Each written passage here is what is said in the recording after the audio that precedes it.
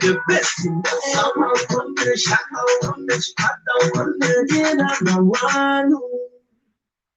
Radio Tingle Main News, brought to you by Moose Milling and Go TV Broadcasting Zambia Limited.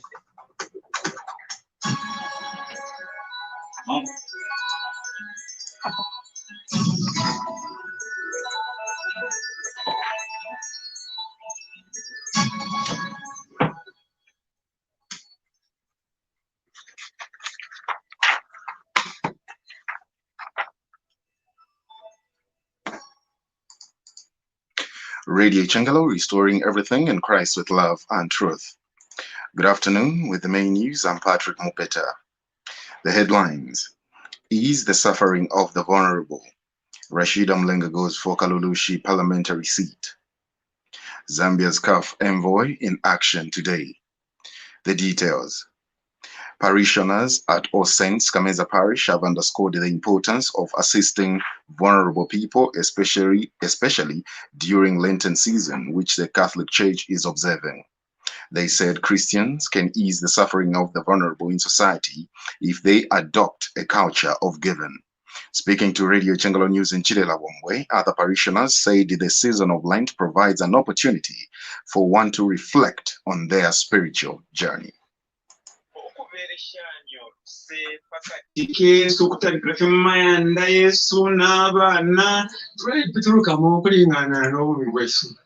Tufileho kumuntu okutila tina tulatila kulingana nefyo kifile okubana oti okulapila panono nakamaka fweba fyashi okuweshanya n'abaana abo tupusana nabo kila bushikumu mayanda ilingiline fweba fyashi twalitemu abali abaana abatukera kontuntu bishitayo tulukishapa fintu fitatu kyakubalirako tufile okuwa abakuichefya chefya twalirapira amasambi yesu.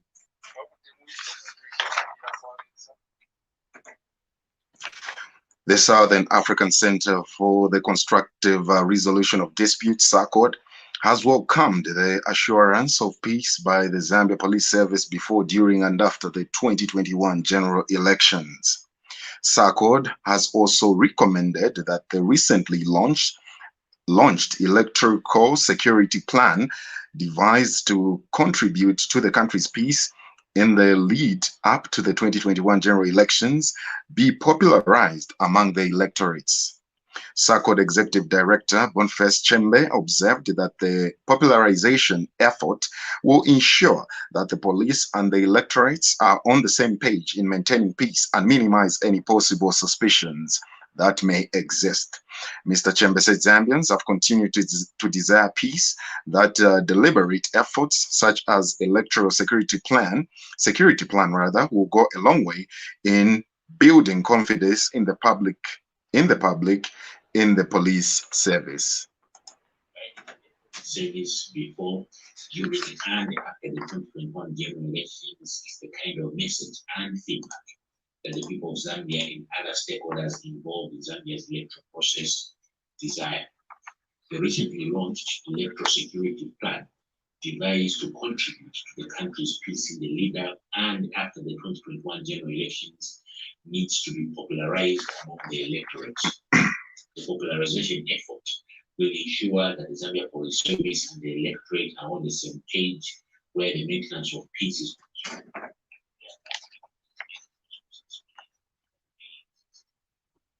Moving on, Kalulushi Mayor Rashida Mlenga has announced her intention to stand as Kalulushi Member of Parliament as residents in the district share with Radio Changalo News the type of leaders they want after the August 12 general elections. Ms. Mlenga becomes the latest PF member on the Copperbelt to make her intentions known to vie for a parliamentary seat besides Luansha Mayor Nathan Chanda, who is targeting Ron constituency, and Binwa Mpundu, who is vying for the Nkana seat. Meanwhile, residents of Kalulushi said they want leaders who will fulfill their campaign promises, unite people, and help create employment opportunities. They said this in a random interview with Radio Changalo News in Kalulushi today.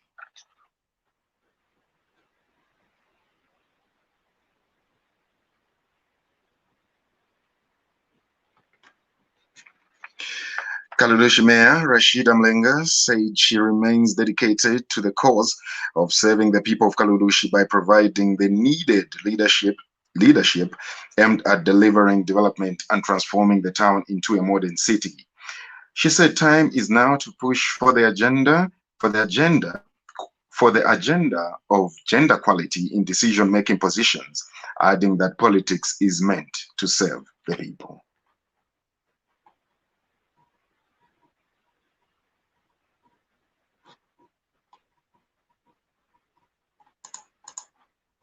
I remain dedicated to the cause of saving the people of Kaludushi by providing the needed leadership to deliver development and transforming our town into a modern city. As Kaludushi Mayor and PF Constituency Chairlady, I have gained the necessary experience and learned a lot of lessons that would help me in my bid for parliamentary office. My decision to run is inspired by my vision for the great people of this constituency, and as such, present myself to the people to give me an opportunity to serve them as We now listen to Kaludushi residents who say they want leaders who will fulfill their campaign promises, unite people, and help create employment opportunities.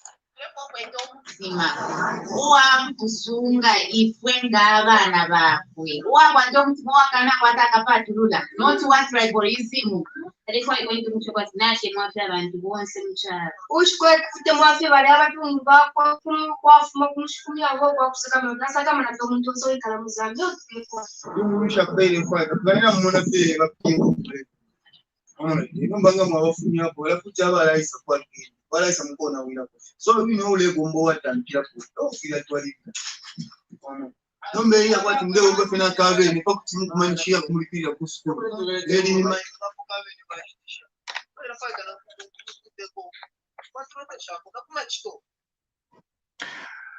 The Party for National Unity Progress says the solution to revamp Zambia's economy lies in normalizing mining policies and laws so that long-term investment to the sector can be realized.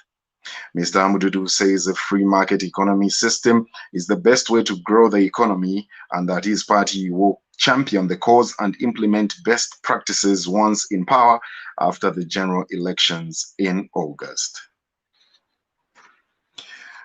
St. James, the Apostle Church in Nurio, in the Mexican state of Michoacan, was destroyed by a fire on Sunday. The church building, which dates to 1639, contained historical works of indigenous art preserved there for centuries. Its exterior wall are standing, but the roof and interior have been gutted. Alexandria Frasto, the Mexican government secretary of culture, lamented the March 7 destruction of the church on Twitter. According to the Catholic news agency, the cause of the fire is still unknown. Let's see what we have in sports. Zambia's envoy in the CAF Confederation Cup, Nkana and Napsa Stars, will be in action today in North Africa.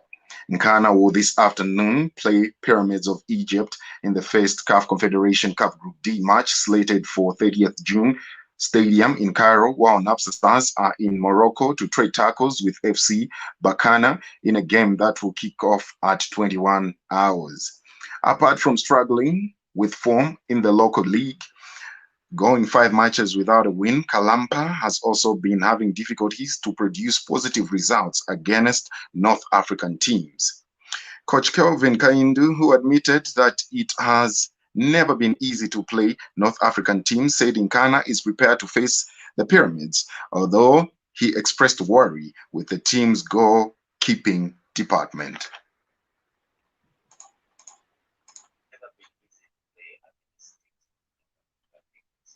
It's been good. The challenge maybe has been on the field itself, but I think we are prepared.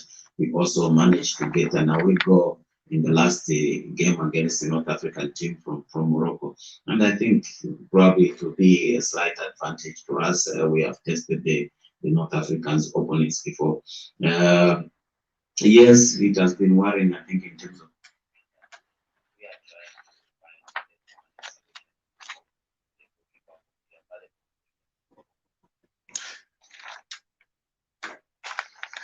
And winger Akim Mumba said preparations have been going on well and everyone is ready and looking forward to today's game. Well, everyone looks ready, we're all ready. But we don't expect an easy game. It's going to be a tough game, but we're equal to the task, and we just have to play according to what we were.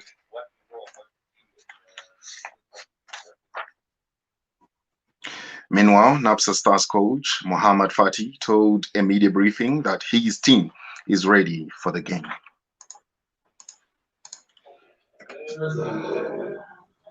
You know what we're supposed to do is already analyze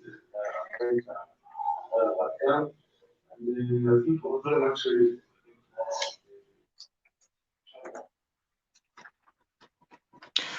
And NAPSA Stars players have given their general feeling of tonight's game.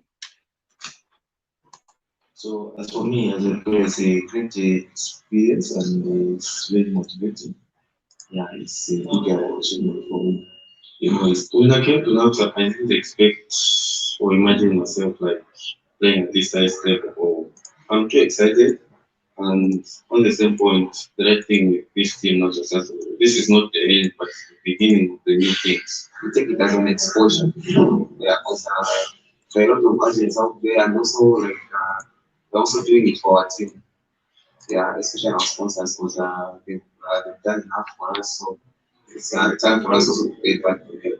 So doing this for them to also like increase our chances, also like progressing into the next round as well. For me as a young player, I really think it's a good team. It lays out a very big platform. And I feel proud, but I know I can even do much better. And I just want to lead the example with a lot of young players in our team.